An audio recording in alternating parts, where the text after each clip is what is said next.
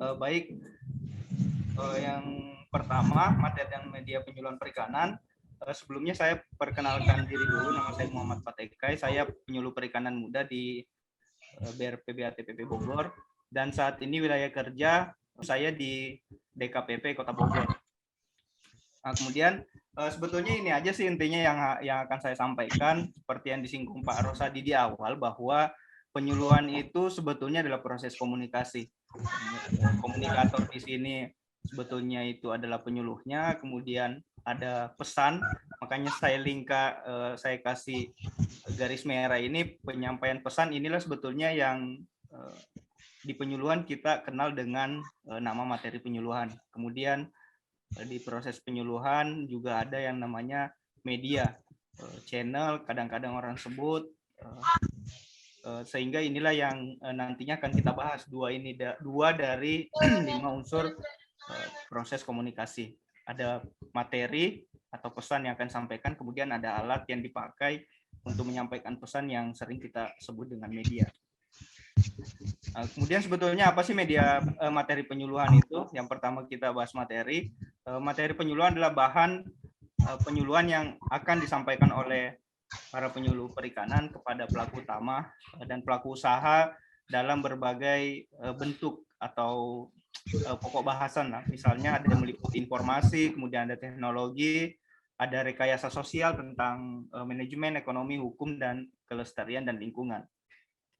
Definisi ini kita bisa temui di beberapa aturan-aturan perundang-undangan yang terkait dengan penyuluhan perikanan, mulai dari Undang-Undang SP3K tahun 2006, kemudian ada Peraturan Menteri KP nomor 30 tahun 2014, dan yang terbaru di Cyber Extension itu kita juga menemukan bahwa tentang petunjuk pelaksanaan dan penyusunan materi dan media penyuluhan perikanan secara daring.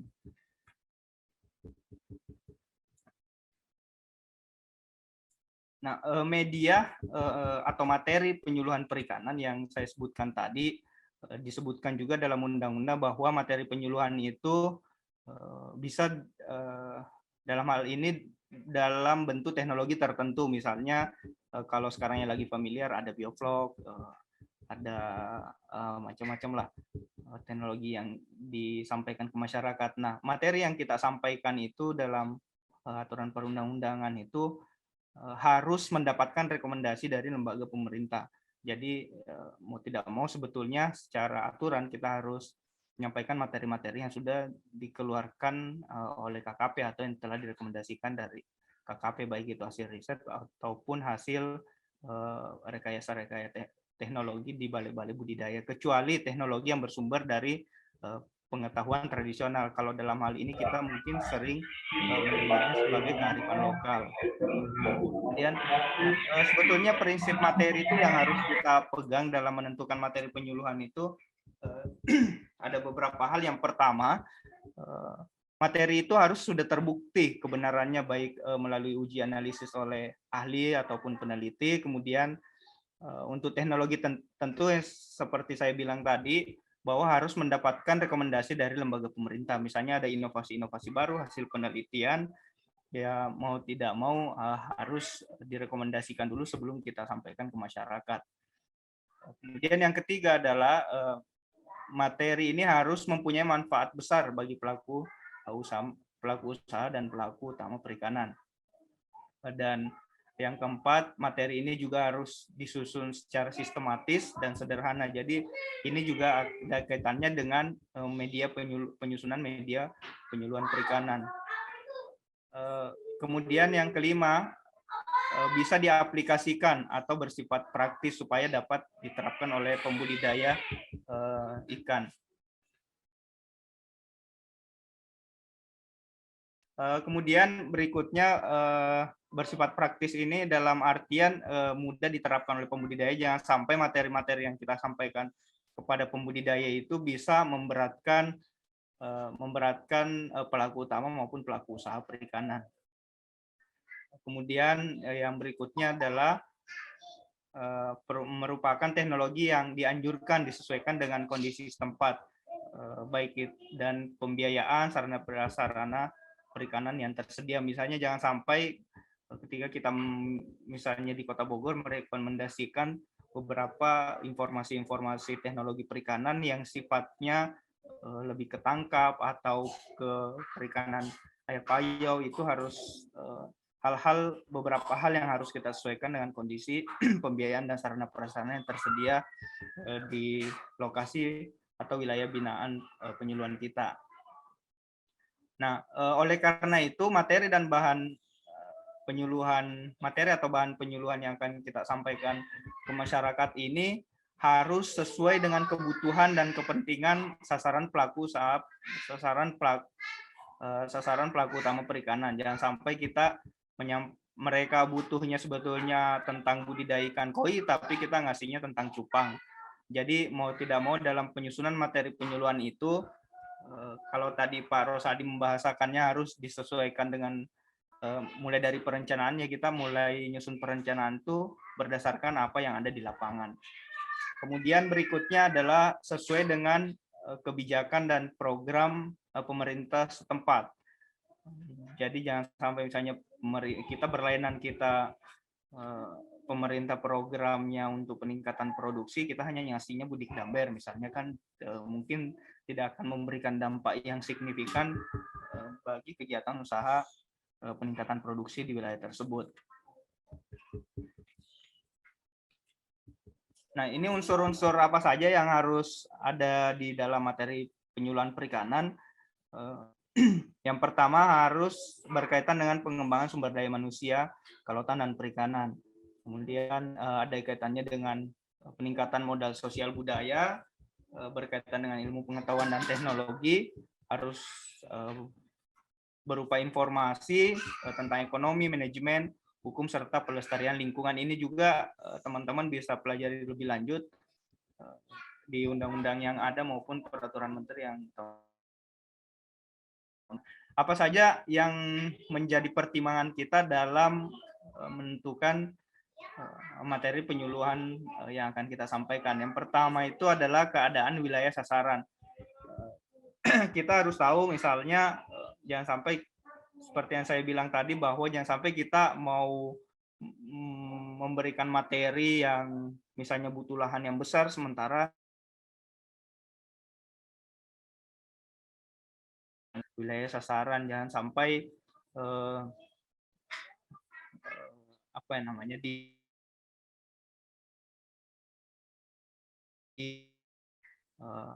ikan di budidaya atau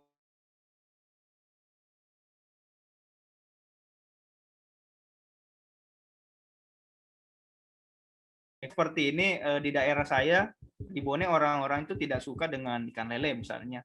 Nah, sampai kita memberikan rekomendasi atau menyampaikan materi penyuluhan itu memberikan materi budidaya ikan atau pengolahan ikan lele dan seterusnya. Kemudian berikutnya adalah harus ada keadaan perilaku, pendidikan dan pengetahuan sasaran yang ada di setempat. Kemudian berikutnya adalah kebutuhan sasaran dan dapat memecahkan permasalahan sasaran. Jadi materi yang kita sampaikan ini bisa memberikan pemecahan dan solusi bagi sasaran penyuluhan kita. Nah, berikutnya adalah media penyuluhan. Mohon maaf ya kalau cepat karena dikasih waktunya cuma 15 menit.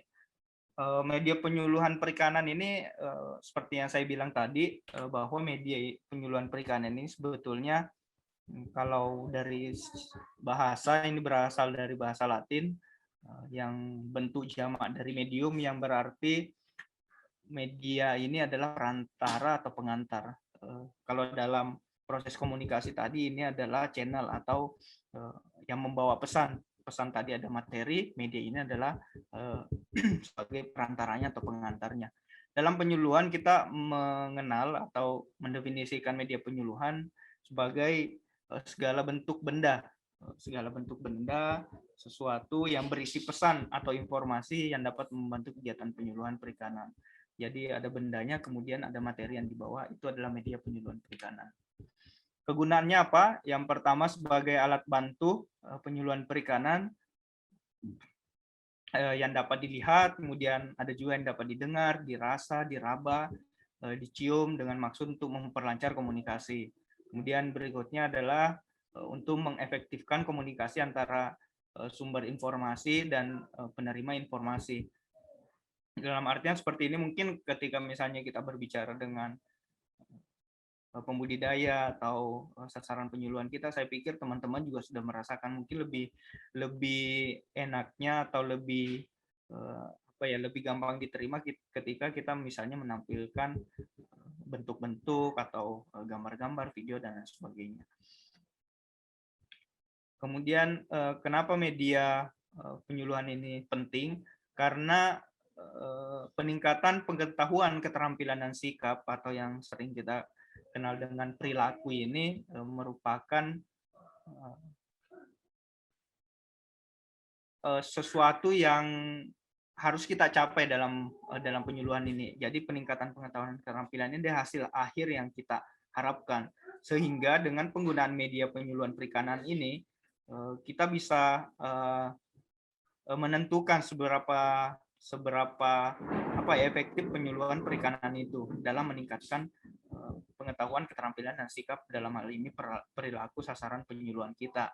Kemudian berikutnya adalah dan kaitannya dengan hal tersebut, efektivitas penggunaan media penyuluhan perikanan ini juga sangat ditentukan oleh banyaknya indera penerima yang terlibat. Misalnya tadi dijelaskan di teknik juga, di media juga ada media yang terdengar, kemudian ada yang tercetak, dan ada yang audiovisual juga dan sebagainya.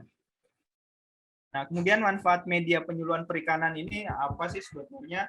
Paling tidak ada 5 yang manfaat media penyuluhan yang dapat kita ambil manfaatnya.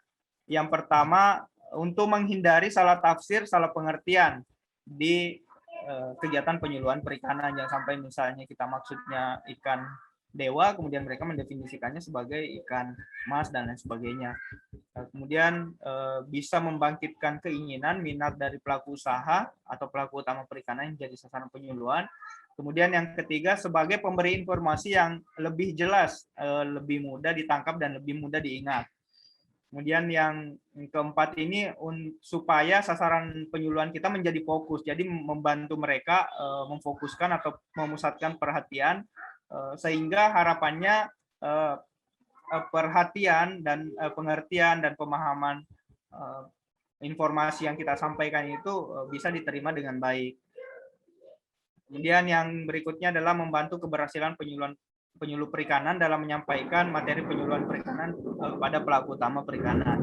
Nah, apa saja sih jenis-jenis media dalam media penyuluhan perikanan? Yang pertama, media tercetak. Media tercetak ini biasanya memuat kombinasi antara huruf, tulisan, dan gambar dan disajikan secara tercetak, yang dapat dibaca berulang-ulang, kemudian dilihat, namun jangkauannya terbatas. Kemudian yang kedua adalah media terdengar.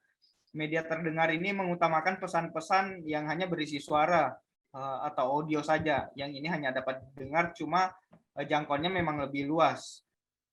Nanti contoh-contohnya ada di bawah. Kemudian materi yang ketiga adalah media tertayang. Media tertayang ini menampilkan pesan-pesan melalui tayangan gambar atau visual maupun audiovisual.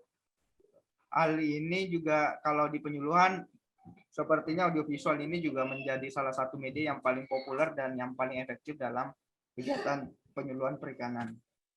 Nah, ini jenis-jenis media, mulai dari media tercetak.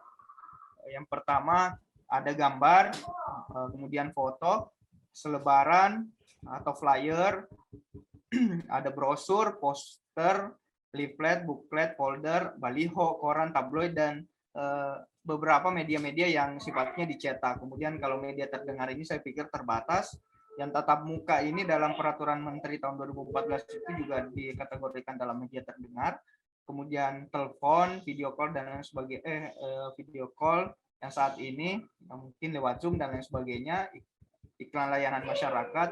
Kalau teman-teman sering dengar radio atau nonton TV, kayak misalnya sekarang kan ada ajakan vaksin, atau dulu gerakan vaksinasi ikan tahun 2013 atau 2015 itu banyak sekali yang ditampilkan di media-media elektronik. Itu contoh-contoh iklan layanan masyarakat atau jingle siaran radio. Kemudian bahan tertayang ini ada bahan tayang ini tidak disebut poin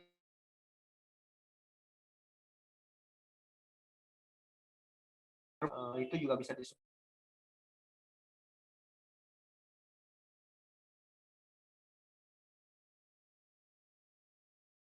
Kemudian ini mungkin yang terakhir yang sering kali kita temui di lapangan yang kadang-kadang teman-teman mungkin agak sudah membedakan di media tercetak ini.